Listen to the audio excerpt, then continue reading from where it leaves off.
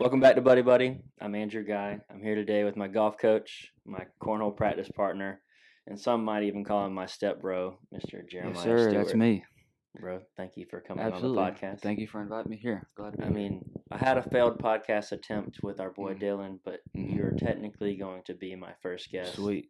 And it's only right that you were my first guest because you were the very first person that I brought this idea up to. Absolutely. Yep. For sure. Yeah. I've been thinking about this for a while, and so it's only right that you're here first. Absolutely. Yeah. But Again, appreciate you having me, and hopefully we can talk, communicate, and go as deep as we'd like to.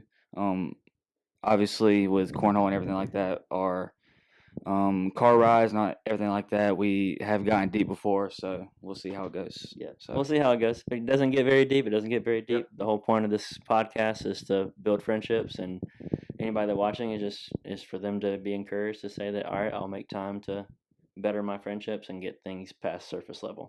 for sure. That's And- all. That's the whole goal. Yeah, the whole goal. sure. Because over the past 2 years of my life, I've felt through my cornhole experience, I've made a ton of friends, but also I've been very isolated in those moments. Right. I found myself being very distant, and I realized how much work it really does take to have solid friendships as an adult. Absolutely. Yep. Because it's so easy for everybody to be so encapsulated by what's going on in their own personal lives that it's like getting the extra effort to say I'm going to make time for this person or Right. that person. You don't have to have an amass amount of friends, but just any effort is hard because you're so worried about my job, wives, etc. Absolutely. And so this is just my intentional effort to say I'm going to sit down with people that For I sure. care about. Mhm. And so, do you remember the day that we met, or do you remember at all? I do remember. Again, correct me if I'm wrong, but as far as I remember, it was at tap 3, and a blind draw with the worst, bounciest boards on the face of the earth. Yep. And bouncy. you had just bought the black slide rights from Dylan. I have my first And set of then bags. That's kind of how our friendship and our community kind of blossomed, was through that day. Yep, because I met Dylan at his work, and then Dylan introduced me to you that night Yep. at the blind draw, Mhm. and you happened to get my dad, And we won. yeah, as your partner. Yep. I remember that. That was Oh, our- Craig. Yep. That's right. So we both got a win that night because Yeah. you won the first tournament, I won the Mhm. second tournament with Mhm. with my partner. Mhm. But yeah, that's what kind of started it all. And I was talking with Dylan about this the other day. Well, I pretty much not really known y'all much at all. I started practicing with y'all a little bit, trying to get better at cornhole because y'all were way better than me. At the time. At the time, yes, fair enough. But we decided to go to Worlds together, and that was pretty uncomfortable for me Right. because I'd only known y'all for about a month, and we didn't outside. Not even Not even, a month. and we didn't even hang out outside of Nah. practicing cornhole or at a Yep. blind draw Yep. tournament. And really, at least me and you didn't really communicate on that level, even over like text. Yeah, I don't think I had At your the number time. at the time. No. I don't even think I Yeah. have your number at the time. It was kind of just your kin to Dylan, and Yeah. I was new friends with Dylan. Right. And so we just decided to go Mhm. play at Worlds in Mhm. 2020, competitive. Right. And went 0-2. We both went 0-2. Yeah. Our boy Dylan did win his bracket in Right. competitive, but we did not. Did not do very well. But one thing, kind of looking back on that, I think that helped us in a friendship standpoint is going 0-2 and having that free time of not playing and us just like throwing around, messing around. I think kind of grew and started something and planted a seed. Oh, yeah. in our friendship, for sure. For sure. So Sucky Cornhole led to some decent conversation or just bonding time Right. over cornhole. I remember a few games where we bet body armors. Yep, that was like our initial bet. That's right. We didn't want to take each other's money, so Yeah. we just decided just to bet body armors. But I forgot about that. That was our initial like bet. I remember that. But that's awesome. And I remember at that time I remember our drive up there. It was kind of just like getting to know you, realize that you're a Clemson fan. That's right. And like Die hard, and let you and Dylan go at it because Dylan's a Gamecock. And so he is a die hard. And gotta pray for him. And our first meal together happens to be your favorite fast food place. That's right. Taco Bell. Yep. We went to Taco Bell on the way to Rock Hill and found out how picky of an eater Dylan was and how much you love Taco Bell. It's the best food chain on the face of the earth. Yeah, Very opinionated, but very opinionated, but it's okay. Right. You like Taco Bell, yes, I do. but we actually have another moment with Mhm. Taco Bell, us two in particular, and it's actually a very special day to my heart. Yes, it is. I know exactly what you're talking about. Yeah, Yep. and so you supported me the day that I tried to qualify to I be did. a professional cornhole player. I did. Luckily, I made it. Mm-hmm. But you were there for me the whole day, which was like Mm-hmm. super cool to see where our friendship went in 1 year. Right. Where it went from us going to Worlds of 2020, Mm-hmm. and we were just talking because we both sucked that Mhm. day, to you coming to with me the next year to support me to see if I can achieve my goal of Right. becoming a professional, Right. which luckily I did. So, but after that, we did go to Taco Bell. We did. We grubbed and we celebrated, talked a lot, and kind of it is weird how it works, kind of deja vu, like, but in reverse fashion, kind of capping off Worlds of 21, whereas Worlds of 2020, we had kind of began Taco Bell with, or began the trip to Taco Bell. So Yeah. it's So, kind of so crazy Taco how it Bell works. is a part It's of the a beginnings. it's a and staple. It's a It's a staple. staple. Yeah. And it was kind of by chance too, because after Worlds of 2021, when I qualified, our first choice was Waffle House, but it was still getting towards the end of COVID, and so people weren't Only takeout. and Yep. so it pushed us to Taco Bell, which I mean we're not going to turn down Taco No, Bell, absolutely not. but I'm very cool for that. So I just wanted to say thank you again for Yeah. supporting me in that Absolutely. time, and I feel like it really did like solidify For sure. our friendship. Absolutely. And so yeah, speaking of Taco Bell, Mhm. I wanted to be kind of basic and do a fast food draft. Okay.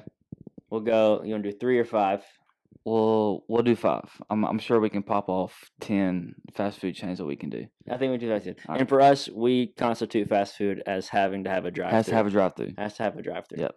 And so we'll go 5 each. And since we've already talked about it enough, I'll let you go first if you Okay. want it. If you want to go first, because I know what you're taking. Yeah. And so we'll go from there. All right. So me first pick? Yeah. All right. Obviously, Taco Bell is gonna be my number 1. Okay. Taco Bell. What's the go-to order at Taco Bell? Me personally, I'm a big chalupa cravings box. Okay. So has a chalupa, has a taco, has a beef 5-layer, and then cinnamon twist. But the key is instead of the regular taco, you get like a 40-cent upcharge if you change the shell to the nacho shell. So you get the Doritos Loco, beef 5-layer, chalupa, cinnamon twist, Baja Blast. Can't beat it, and it's like $8. Okay. This might be controversial for my first pick because I feel like living in the South, everybody thinks they know where we're going with this as God's favorite fast food chain. But since I worked there in high school, I'm leaving that up on the board. Okay. I'm Fair taking Zaxby's with my first pick. Hot take. That is a hot take. It's a hot take. I'm in my phase right now. Fair enough. So I guess I'll kind of ask you, what's your go-to order? Okay, my go-to order at Zaxby's would have to be a wings and things traditional, and depending on the day, it's either teriyaki wings or tongue torch, whatever. Fair enough. With a sweet tea to drink. But that's the good go-to right now. All right, round number 2. All right, round 2. I'm gonna have to go. I mean, just for the value, because it's still up on the board, I'm gonna have to go Chick-fil-A for sure. Fair play. It is. For some people, it's like the consensus number 1 pick. So I let it fall to you. But that's okay. okay. I had some memories with Chick-fil-A, so either way. With my number 2, I guess I'll go bang for the buck too. Okay. Just for the worldwide realm, I'm going McDonald's. Okay. All right.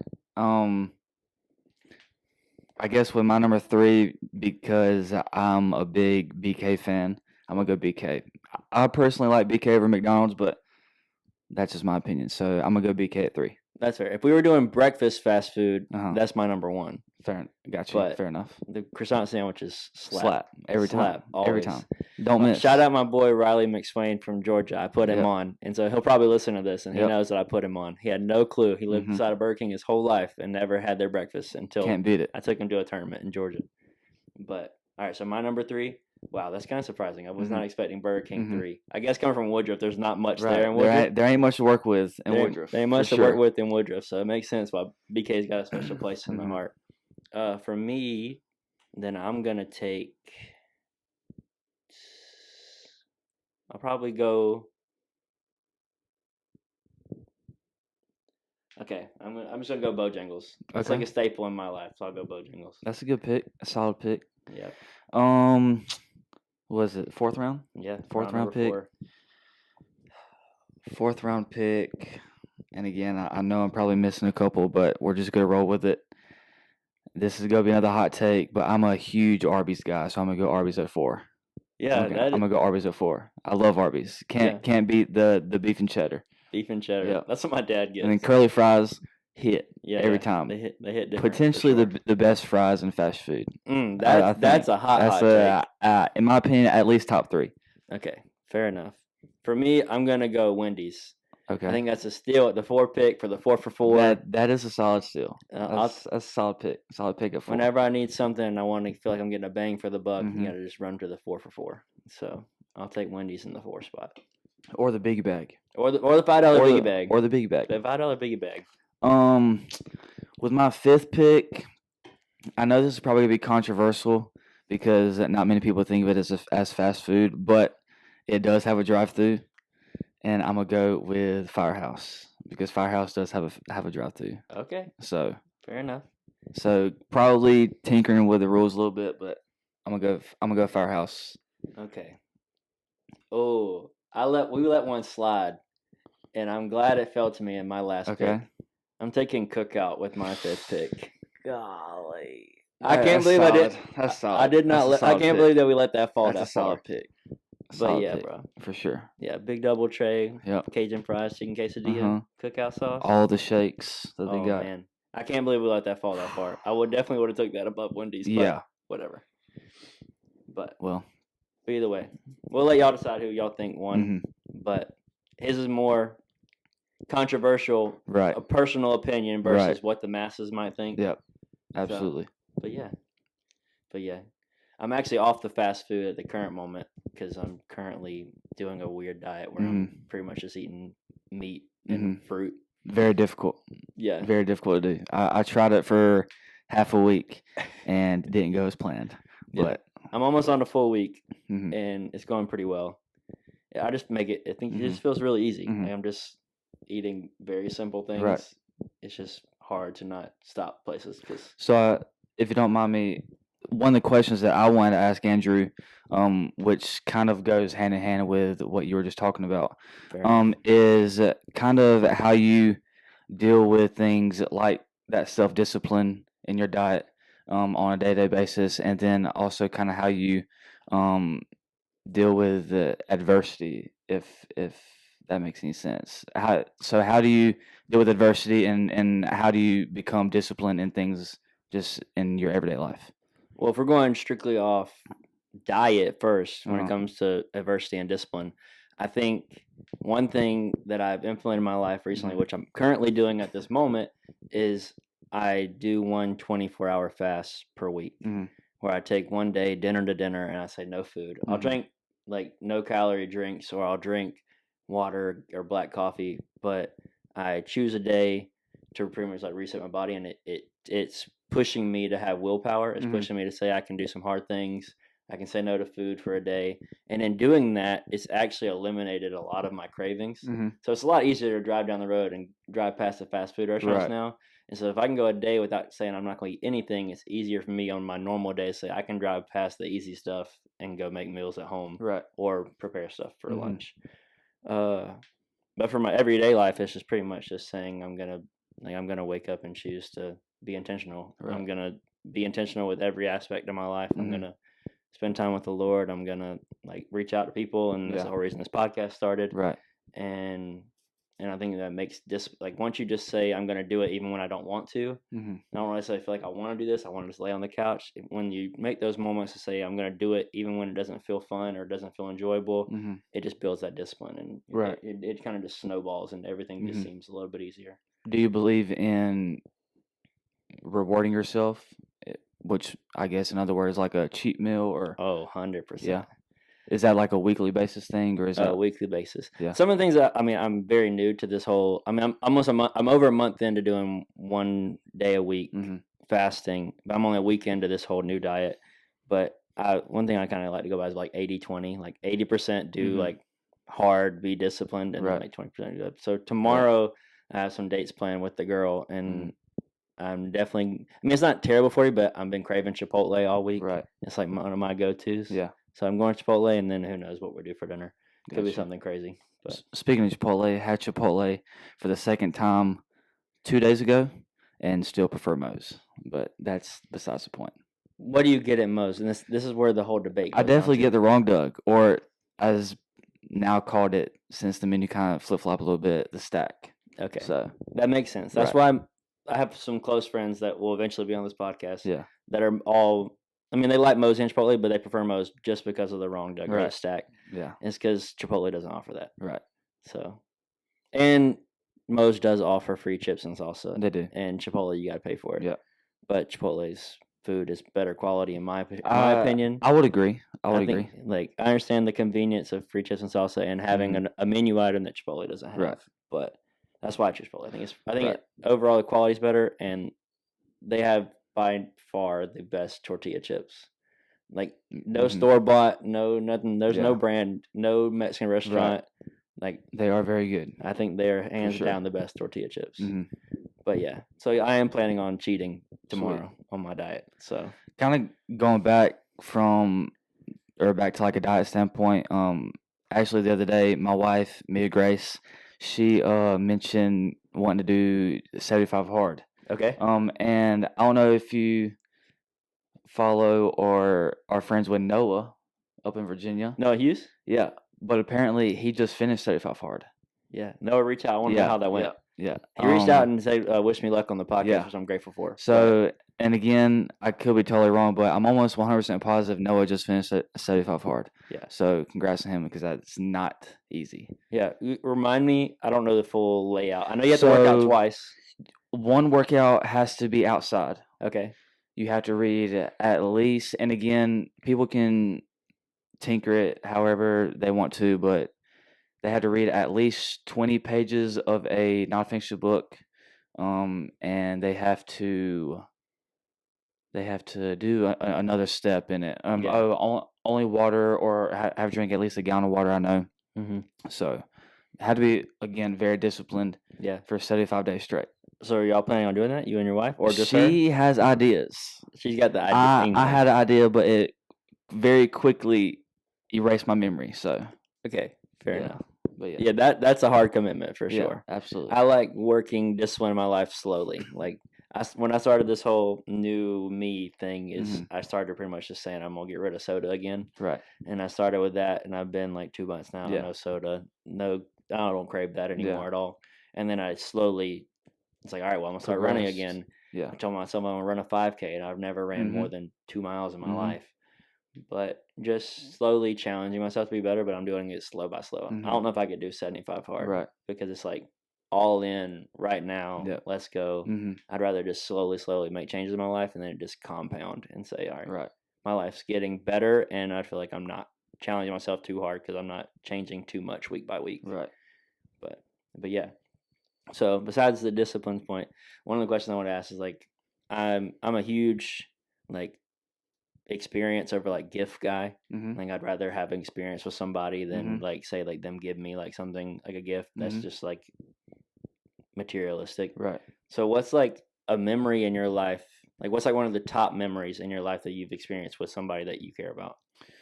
Outside of your wedding, because obviously that's like your special day. Right, absolutely. Wow, that's a great question. I mean, a few definitely pop up in my mind. Kind of what you're saying about experience over gifts, which me and my wife are the same as that way. We would much rather go to a concert and go and have like a nice dinner and go get a hotel rather than spend $300 on each other in the form of materialistic things. Yeah. So definitely all of the concerts we've been to, we're big concert people. All of the Clemson football games that me and my dad have went to, those definitely stick out. Yeah. I know you said not to mention a wedding, but the honeymoon was fantastic because first ever time flying, first time being out of the country, first experience at the airport, all in one, kind of just set everything off. With the person you just decided I'm going to spend the rest of your life with. So those are some big moments. Those three things between concerts, just spending good time with my dad.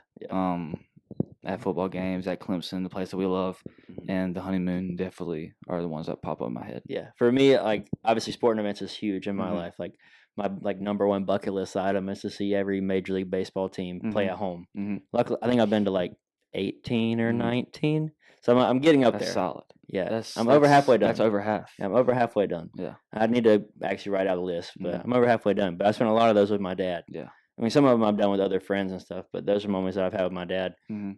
And then speaking on the baseball theme, I had a roommate that lived with me for 2 years, one of my college best friends.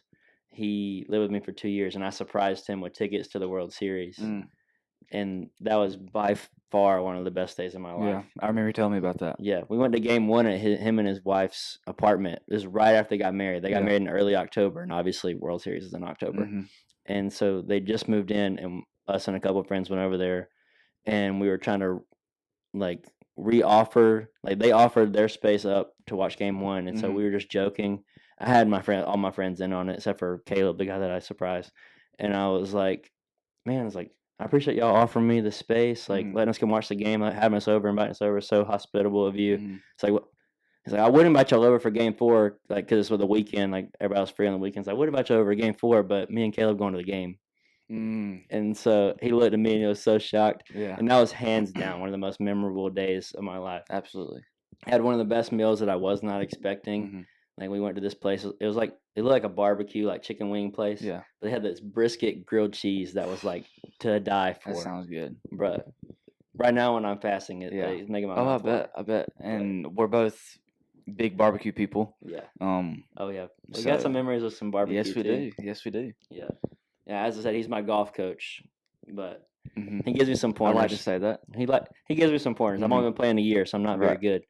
But I would say I credit a lot of my growth in Mhm. my golf ability. I'm still not good, but I've Right. gotten a lot better in a year Absolutely. from you. Is the margin that you've come in that one? Has it been a year? Yeah, it's like a And little over a year. It was like May of last year. It was like the first time I played. is very vast. That's a wide gap to the point of where you are now to where you were.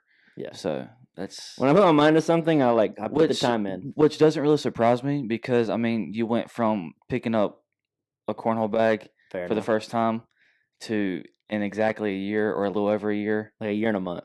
to being a pro. Yeah. So it doesn't really surprise me because he's very self determined. That is something that I notice about him. Whenever he does put his mind to something, he balls to the wall, goes and gets it, no matter what. So Yeah. So I'm very grateful that we have moments in golf. But Mhm. golf was like a complete Mhm. off chance for me that I'm even playing, to be honest. I grew up Mhm. with people that played golf, and I never was interested. I was Mhm. kind of like, I'm just gonna be against this because everybody else is for it. Right. All my parents would joke like, "Do it so you can get a college degree," Mhm. and I was like, "No, I'll pass." Right. And finally, Caleb, the guy I was talking about that took the World Series, him and my other friend Austin, they had got into golf pretty heavily, and they're like two of my best friends. Mhm. And they're like, dude, just do it. Nobody's gonna judge you if you suck. Like, just go Mhm. out there, have a good time. Yep. And I was like, okay, I'll do it. Like, I'll go. Like, fine. I'd been to the driving range a few times, and it sucked. I was like, Mhm. I'll just bite the Top bullet. golf. And, Yeah. I'll just bite the bullet. Go play around early in the morning at Mhm. Village Greens in Inman, and I'll just play. If I get paired with somebody, oh well. I'm sorry. It is what it is. I'm Right. gonna make their round a little longer because I'm gonna suck. Yep. But by complete chance, my friends had no idea. Caleb and us had no idea that I was going to play. I told them, I was like, "Hey, I'm going to play," and they're like, "Dude, there's no way. We have this random Thursday off as well, and Mhm. we have the same exact tee time with you." Wow. So my very first round of golf was with my best friends, and That's it was awesome. completely by chance. Yeah. And so that sparked it all. I was Right. like, "What?" It made it fun. I actually parred my very first hole, but after that, it was downhill. Right. Yeah. Kind of backtracking to where I first started golf. I was a collegiate baseball player, and I was only a pitcher in college. I was a PO, and if there are any POs out here that are going to watch this in the future or whatever, POs love to golf. And luckily, my good friend, probably one of my best friends, Hersey, he's the Yeah. one who kind of brought me up in golf as well. So we have a lot of memories from that. Yeah. Kind of how me and you do Mhm. with me kind of teaching you and critiquing a couple things in golf. He did for me. conveniently, I can confidently say I'm better than him now. Sorry, So Hersey. Hersey, if you're watching this, I love you.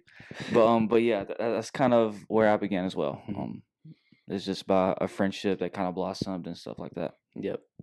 Do you have a? I know it's hard to say, like, people don't want to regret decisions in your life, but do you have like a biggest regret in your life? It can be as broad or as little as you want to. Like, do you have something that you feel like is like it's a big regret? I definitely probably do. Nothing that sticks off to the top of my head right now. A biggest regret. I mean, I don't really regret anything because I'm a big believer in God always has a purpose. Yeah, I love that. I love But that. there's a couple of things that I definitely would change, I feel like. Looking back at it, I probably would have swapped my college decisions of where I went. Mhm. So I went, obviously, but I went to a junior college in Florence. It was a good experience to build friendships and build growth with people, but from a school and baseball perspective, not necessarily the brightest time. Yeah. But I did have an opportunity to go play at Anderson University, which, looking back at it now, I probably would have took if I wasn't young and stubborn and all that good stuff. So don't necessarily regret it, but definitely looking back at it, probably would change my decision. For me, if I had to do it over again. do it over again was college. And college was a lot of my decision, like my regrets too. I had no clue what I want to do with my life, and I still kind of don't in a way. But I feel like I should have been more adamant about figuring out something that I'm kind of interested in. Right. And so I feel like I would, From or a at career least, perspective. or done something that was more broad, like business or whatever. But so now I have a degree in education, and I have no plans on being a teacher. Right. I guess I am using some of my communication skills right now that I've learned from the time. But also in that, like, my other like regret in life was just like, it's just not really say like a specific thing, but just a mindset of like, why didn't I start sooner? I've had some tough times with like when I had to go through all my oral surgeries, Right. and I just kind of like in a way played like the victim card, where I was like, why is this happening to me? Why is life happening to me? And I didn't take action on it, whether that's my diet, whether getting back in shape, whether it's seeking intentional friendships. I just always would like put it on the back burner, and I was just so worried about what's going on in my life. Not to say worry, but I was just like letting days and days go by, and I never took action. So I guess like one of my biggest regrets is just saying like I never, like, why not start now? And whatever that is in somebody's life, just start now. That makes sense. Yeah. Kind of backtracking on the education standpoint, and it's just crazy. The more and more we talk, the more we have in common, because his degree is in education, and he's not a teacher. My degree is not in education, and I'm a teacher. But you are a teacher. It's crazy how it works, and looking back on it, it's just all coincidental, all intertwined. Yeah. So going back to like we're talking about schooling and whatnot, you've got a surprising story with your wife. You're not just high school sweethearts. No. You go back all the way back to middle school. All the way back to 8th grade. So tell me a little bit about me story. I know you go all the way back to middle school, but I don't know a ton. So yeah, so kind of how me and the most beautiful person on the planet, she works very hard. Inside joke. Yeah, inside joke. Shout out to Dylan. We actually, I wouldn't call it a date because it's not a date because we were 9 years old. But in 4th grade, we dated. Okay. In 4th grade. 4th grade. In 4th grade, we dated. Yeah. Yep. And because of the 9-year-old player I was, I kind of broke it off. And that kind of ended or whatever, and we fast forward into middle school in 7th grade, and we were in the same class in 7th grade, and we flirted, had a very good connection and a friendship at that time. And towards the end of the year, I don't know if I've ever told you this, but she actually asked me out in 7th grade. Interesting. And I did not know this. She's probably gonna kill me when she hears this, but I turned her down, and I told her no, and the reason being it was because I was into her cousin. Oh, frick! I had no clue about this. I turned my wife down. There's a thumbnail. Yeah. Turn my wife down for I turned my wife down for a cousin. In 7th grade because I was in her cousin, and it's funny because we still have the note that I wrote her. To Mia or to the cousin? To Mia. Oh. Me explaining why I didn't want to date her. That's funny. Fast forward a couple more months, and me and my mom were in academy, and we saw her and her grandma, and she was in her little volleyball outfit, and I was like, dang, she's kind of bad. And so early 8th grade, I asked her out, and that's kind of how it all started. Was in 8th grade. You've been in love So, ever since. Yep, that's Got right. married November of last year. Got married in December. December of last year. So this October, will be our 10th year dating. Yeah. So 10th year together, pretty much. Right. Like total. Mm-hmm. That's crazy. Yeah. 10 years. A long time. And you're only how old? 23. So pretty much half your life. Yeah. You've been with her. You've known her for over half your life. Yeah. Or like since you dated the first time in 4th grade. Mm-hmm. Crazy. It's from crazy that moment, it's been like 14 years. Yeah, but it's crazy how it works. But I think one of the biggest things that not necessarily has helped us, but has been beneficial was our parents know each other and work really well together. Mm-hmm. My dad and her mom used to have a fling, and they all went to school together. They all had the same babysitter. So not only is it a connection between me and her, but our families are connected as well. So yeah.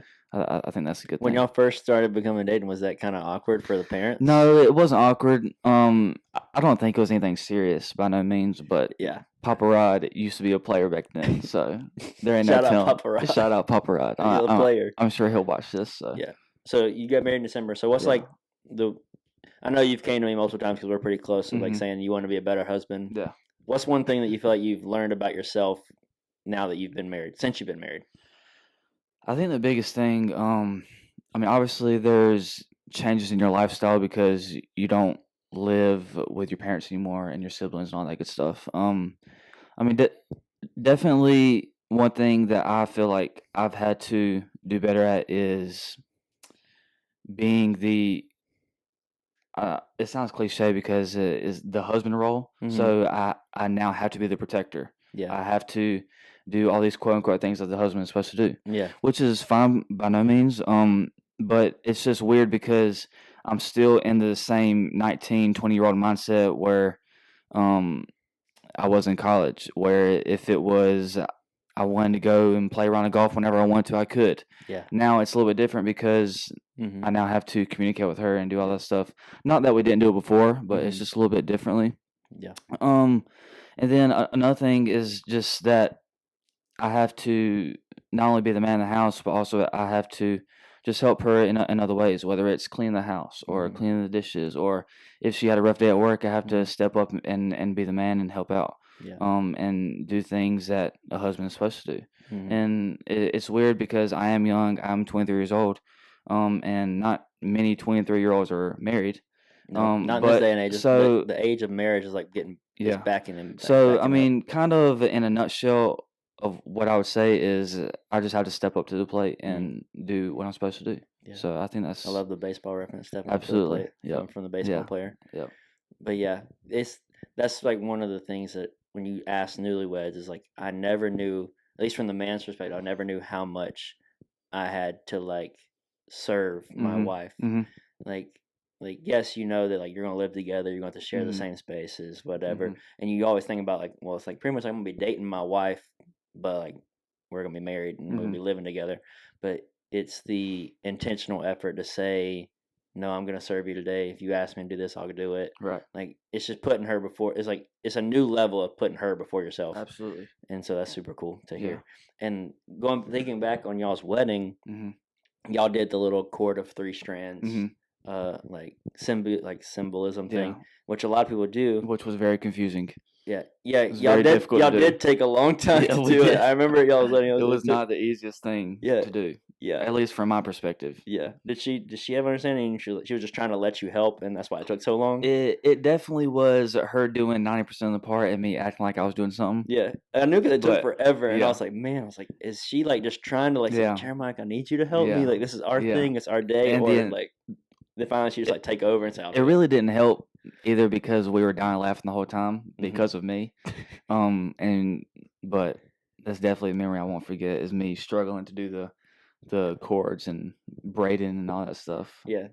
But that's cool that like that moment holds a special place. And so that passage of scripture that's like talking about from Ecclesiastes 4 is like not it's I mean we're not nobody's getting married in this room, but like Right. I think about that in the in regards to this podcast.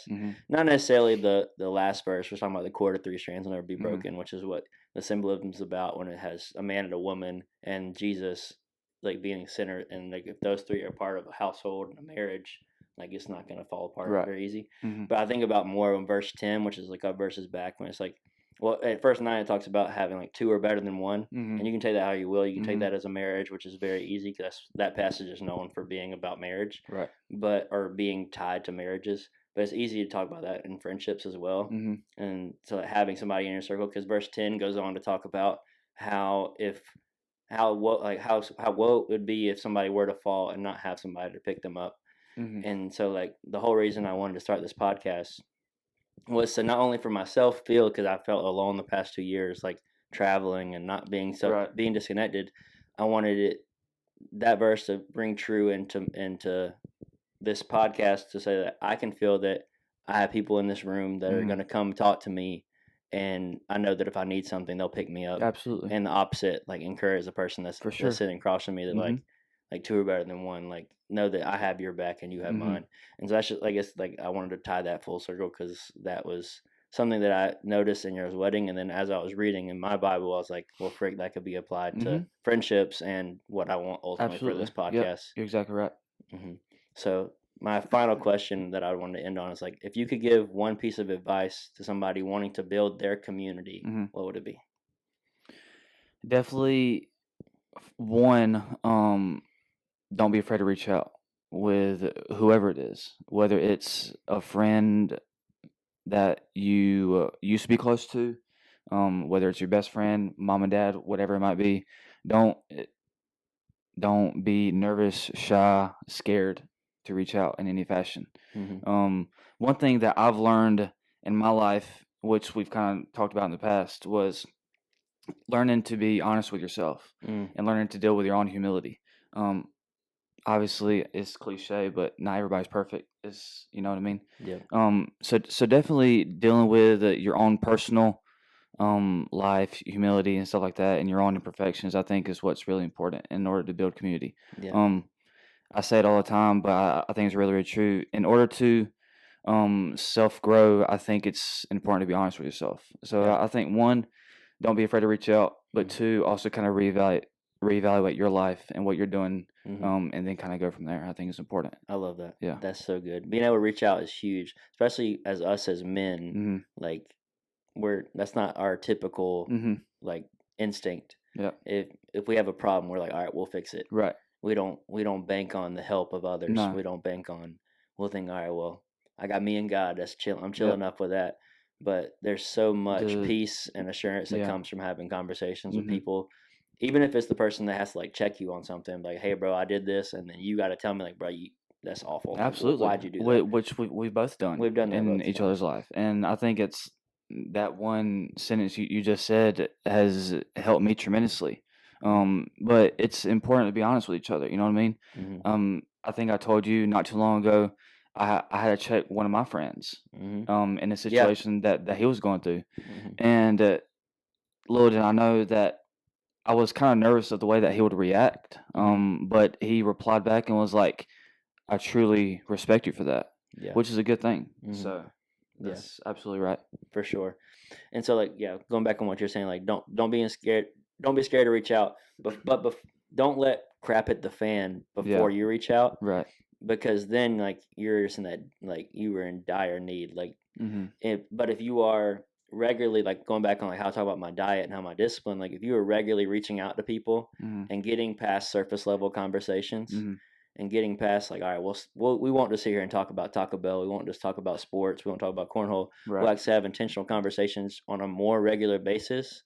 I find it a lot easier to say, I have trust in Jeremiah that I can call him with whatever, and he's not going to judge me. He's going to be there for me, and he'll give me words of encouragement. But it's hard to make that phone call if you don't have conversations that are like, you got to get past the surface, or I'm not going to be able to make that phone call. That's exactly right. And so that's like, again, why I wanted to do this is I wanted to create a space where people feel comfortable. People can share as much as they want to share or not, but also it's ultimately like we're getting past the surface so that we know, like, if we need each other, we're there. Absolutely. But yeah, I think that's important.